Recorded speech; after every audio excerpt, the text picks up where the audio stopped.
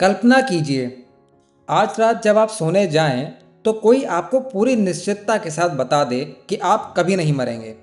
कभी नहीं। ना 100 साल बाद, ना 1000 साल बाद, ना 10 लाख साल बाद।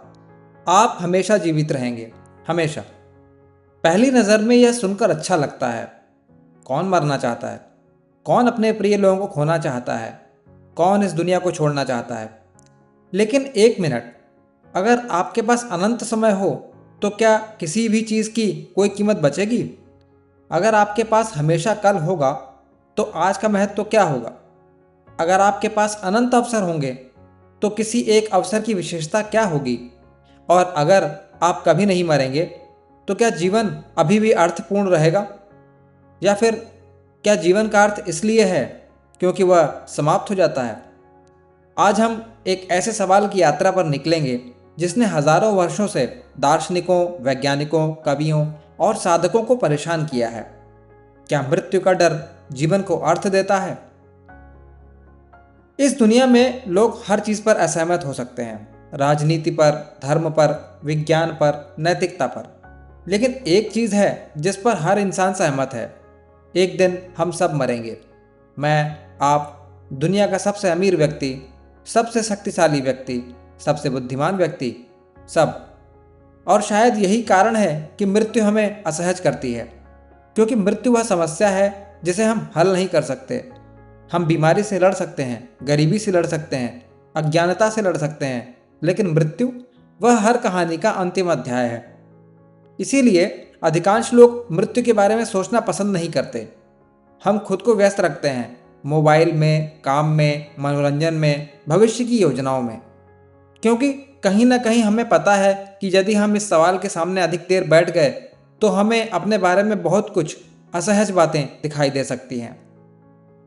चलिए एक विचार प्रयोग करते हैं। मान लीजिए विज्ञान इतनी प्रगति कर ले कि इंसान अमर हो जाए। आप 25 वर्ष की उम्र में रुक जाएं, न बूढ़े होंगे, न बीमार, न मरेंगे। पहले कुछ 100 साल मज़ेदार लगेंगे। आप पूरी दुनिया घूमेंगे, सैकड़ों भाषाएं सीखेंगे, हजारों किताबें पढ़ेंगे, कई करियर बदलेंगे, कई रिश्ते बनाएंगे। लेकिन फिर 1000 साल बाद, 10,000 साल बाद, 10 लाख साल बाद, क्या आप अभी भी वही उत्साह महसूस करेंगे, या धीरे धीरे हर अनुभव सामान्य हो जाएगा? दार्शनिकों ने इस सवाल पर बहुत विचार किया है, और कुछ का मानना है कि अमरता उतनी खूबसूरत नहीं है जितनी पहली नज़र में लगती है, क्योंकि अर्थ अक्सर दुर्लभता से पैदा होता है। सोचिए, हीरा मूल्यवान क्यों है? क्योंकि वह दुर्लभ है। समय मूल्यवान क्यों है? क्योंकि वह सीमित है। जीवन मूल्यवान क्यों है? शायद क्योंकि वह समाप्त हो जाता है। 20वीं सदी के एक दार्शनिक थे, मार्टिन हेडेगर। उन्होंने कहा कि अधिकांश लोग वास्तव में जीते ही नहीं हैं, वे बस जीवन के प्रवाह में बह रहे हैं। वे वही करते हैं जो समाज कहता है, वही सोचते हैं जो आसपास के लोग सोचते हैं, वही चाहते हैं जो सब चाहते हैं। लेकिन फिर एक दिन मृत्यु का विचार सामने आता है, और अचानक व्यक्ति को एहसास होता है, मेरा समय सीमित है। और यही एहसास उसे जगाता है। हाइडेगर का मानना था कि मृत्यु का बोध हमें अधिक प्रामाणिक बनाता है, क्योंकि तब हम पूछना शुरू करते हैं, मैं वास्तव में क्या चाहता हूँ? मैं अपना समय किस पर खर्च कर रहा हूँ? क्या मैं अपनी जिंदगी जी रहा हूँ या किसी और की? यानी मृत्यु केवल अंत नहीं है, कई बार वही हमें पहली बार सच में जीने के लिए मजबूर करती है। हम मृत्यु से इतना डरते क्यों हैं? एक रोचक बात देखिए, हम में से किसी ने मृत्यु का अनुभव नहीं किया, फिर भी हम उससे डरते हैं। क्यों?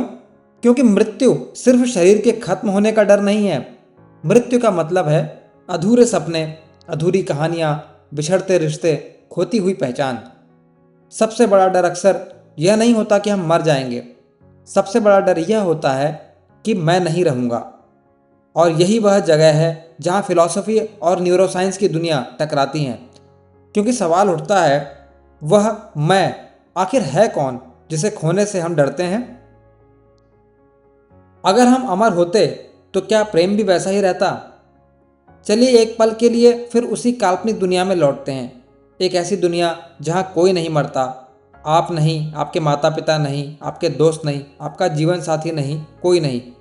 पहली नज़र में यह एक स्वर्ग जैसा लगता है, लेकिन ज़रा गहराई से सोचिए, आज जब आप किसी प्रिय व्यक्ति के साथ समय बिताते हैं तो वह समय मूल्यवान क्यों लगता है? क्योंकि कहीं ना कहीं आपको पता है कि यह हमेशा नहीं रहेगा। एक दिन यह पल चला जाएगा, एक दिन यह व्यक्ति चला जाएगा, एक दिन आप भी चले जाएंगे। यही सीमितता उस पल को कीमती बनाती है। कल्पना कीजिए, अगर आपके पास अपने प्रिय लोगों के साथ बिताने के लिए अनंत समय हो। आज नहीं मिले कोई बात नहीं, अगले साल मिल लेंगे, अगले 100 साल में मिल लेंगे, अगले 10,000 साल में मिल लेंगे। क्या तब भी हर मुलाकात उतनी ही खास लगेगी? शायद नहीं, क्योंकि अर्थ अक्सर इस बात से पैदा होता है कि कुछ खो सकता है। और यही कारण है कि कुछ दार्शनिक कहते हैं प्रेम सुंदर है क्योंकि वह नाजुक है। एक और सवाल, आप आज कुछ हासिल क्यों करना चाहते हैं? क्योंकि आपका समय सीमित है। आप किताबें पढ़ना चाहते हैं, नई चीज़ें सीखना चाहते हैं, सपने पूरे करना चाहते हैं। क्यों? क्योंकि आपको पता है कि आपके पास हमेशा समय नहीं है। अब कल्पना कीजिए कि आपके पास अनंत समय है, तो क्या आज कोई काम करना ज़रूरी होगा? क्यों ना कल करें? और अगर कल भी अनंत है तो परसों कर लेंगे, और अगर परसों भी अनंत है तो शायद कभी नहीं करेंगे। यानी मृत्यु केवल अंत नहीं है, वह एक अदृश्य डेडलाइन भी है। और कई बार डेडलाइंस ही हमें एक्शन लेने पर मजबूर करती हैं। अस्तित्ववादियों की अजीब खोज। 20वीं सदी में कुछ दार्शनिकों ने एक बेहद असहज निष्कर्ष निकाला। उन्होंने कहा, मृत्यु जीवन की समस्या नहीं है, मृत्यु जीवन को अर्थ देने वाली चीज़ों में से एक है।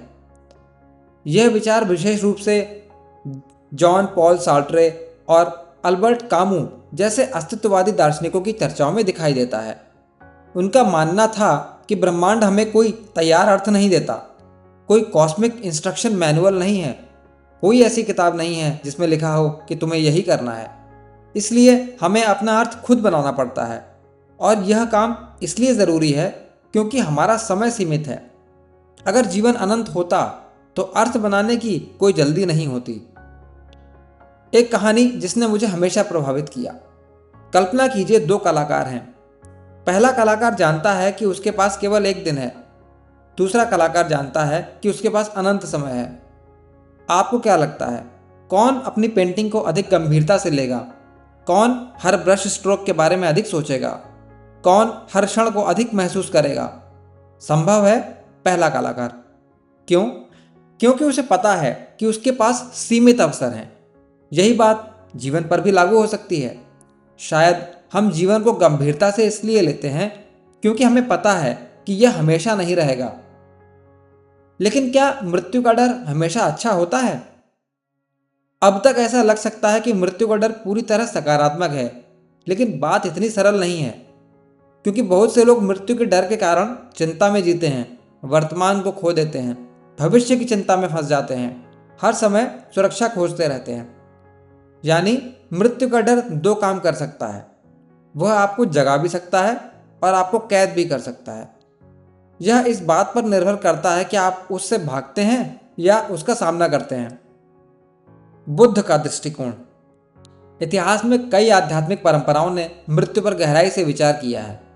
उदाहरण के लिए महात्मा गौतम बुद्ध की परंपरा में मृत्यु पर चिंतन एक महत्वपूर्ण अभ्यास माना गया। लेकिन उद्देश्य डर पैदा करना नहीं था, उद्देश्य था जागरूकता पैदा करना।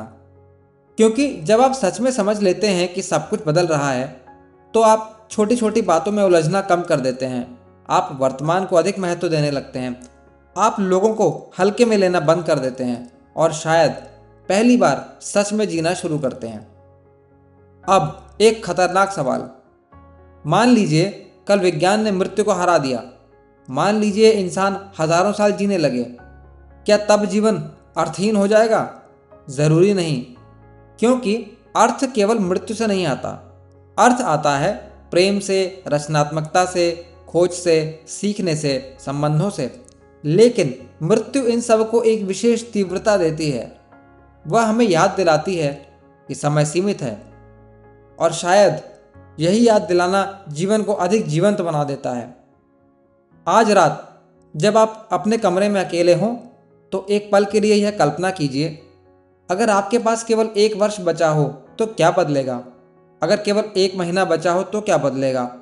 और अगर केवल एक दिन बचा हो तो क्या बदलेगा? अब खुद से एक और सवाल पूछिए, जो चीज़ें मैं तब बदलूंगा उन्हें बदलने के लिए मैं अभी क्यों इंतज़ार कर रहा हूँ? शायद यही वह सवाल है जो मृत्यु हमें सिखाने की कोशिश कर रही है। क्या अमरता वास्तव में एक अभिशाप हो सकती है? हम में से लगभग हर व्यक्ति ने कभी न कभी सोचा है, काश मैं हमेशा जीवित रह पाता। लेकिन क्या हमने सच में सोचा है कि हमेशा का मतलब क्या होता है? हमारा दिमाग 1000 साल की कल्पना भी ठीक से नहीं कर पाता। 10,000 साल तो बहुत दूर की बात है। लेकिन अमरता, उसका मतलब है 1,00,000 साल, 10,00,000 साल, 1 करोड़ साल, और उसके बाद भी अंत नहीं।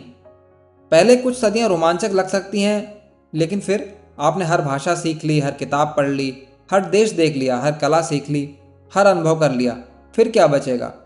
कुछ दार्शनिकों ने तर्क दिया है कि अनंत जीवन अंततः गहरे ऊब यानी बोर्डम में बदल सकता है, क्योंकि उत्साह अक्सर इस बात से पैदा होता है कि समय सीमित है।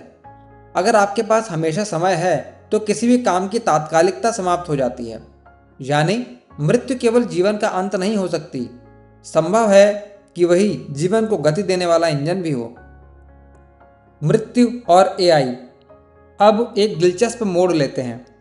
आज एआई के बारे में बहुत चर्चा हो रही है, AGI, super intelligence, machine consciousness. लेकिन एक सवाल बहुत कम पूछा जाता है, अगर किसी दिन एआई सचमुच कॉन्शियस हो गई तो क्या उसे मृत्यु का डर होगा? सोचिए, मनुष्य को पता है कि वह एक दिन मर जाएगा। यही ज्ञान उसके व्यवहार को प्रभावित करता है।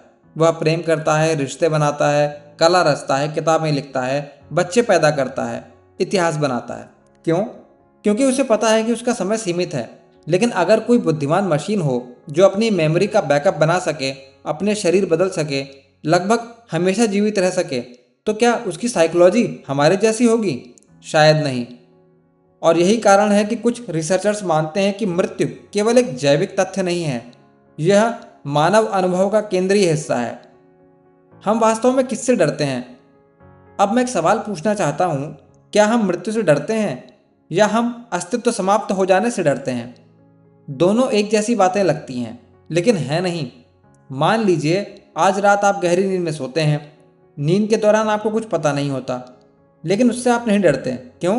क्योंकि आपको विश्वास है कि सुबह आप फिर जग जाएंगे। लेकिन मृत्यु के बारे में अनिश्चितता है, और अक्सर डर उसी जगह पैदा होता है जहां निश्चितता समाप्त हो जाती है। यही कारण है कि मृत्यु का प्रश्न केवल विज्ञान का प्रश्न नहीं है, यह अस्तित्व का प्रश्न है। वह विचार जिसने लाखों लोगों को प्रभावित किया। रोमन सम्राट और दार्शनिक मार्कस ऑरेलियस लगातार मृत्यु पर चिंतन करते थे, लेकिन वे मृत्यु पर इसलिए नहीं सोचते थे कि वे डरना चाहते थे। वे मृत्यु पर इसलिए सोचते थे ताकि वे जीवन को अधिक स्पष्टता से देख सकें। उनका विचार था, तुम ऐसे जियो जैसे यह तुम्हारा अंतिम दिन हो सकता है। ध्यान रहे, इसका मतलब रेकलेस होना नहीं है। इसका मतलब है छोटी बातों में जीवन बर्बाद मत करो, बेकार की नाराजगियां मत पालो, महत्वपूर्ण लोगों को हल्के में मत लो, अपने समय का सम्मान करो, क्योंकि समय ही जीवन है। जब समय चला जाता है तो जीवन का एक हिस्सा चला जाता है। तो क्या मृत्यु ही जीवन का अर्थ है? अब हम अपने मूल सवाल पर लौटते हैं, क्या मृत्यु का डर जीवन को अर्थ देता है? मुझे नहीं लगता कि पूरी तरह। अगर केवल मृत्यु ही अर्थ देती तो हर व्यक्ति समान रूप से अर्थपूर्ण जीवन जी रहा होता, लेकिन ऐसा नहीं है। कुछ लोग सीमित जीवन में भी अर्थ खोज लेते हैं, कुछ लोग पूरे जीवन अर्थ खोज नहीं पाते।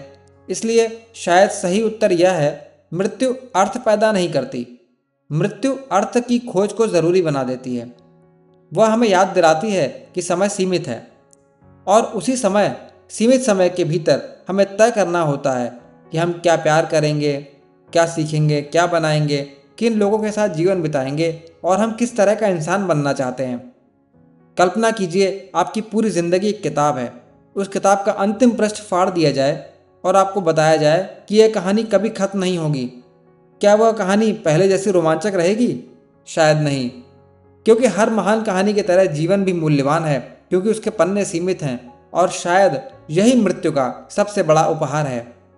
वह हमें याद दिलाती है कि यह क्षण दोबारा नहीं आएगा, कि यह बातचीत दोबारा नहीं होगी, कि यह दिन फिर कभी नहीं लौटेगा, और इसलिए इसे जी लो। पूरी जागरूकता के साथ, पूरी ईमानदारी के साथ, पूरी उपस्थिति के साथ, क्योंकि अंत में जीवन का अर्थ मृत्यु से नहीं आता। जीवन का अर्थ उस तरीके से आता है जिससे हम मृत्यु की अनिवार्यता के बावजूद जीना चुनते हैं। और शायद यही इंसान होने का सबसे सुंदर हिस्सा है। हम जानते हैं कि एक दिन सब समाप्त हो जाएगा, फिर भी हम प्रेम करते हैं, फिर भी हम सपने देखते हैं, फिर भी हम अर्थ खोजते हैं और फिर भी हम जीते हैं।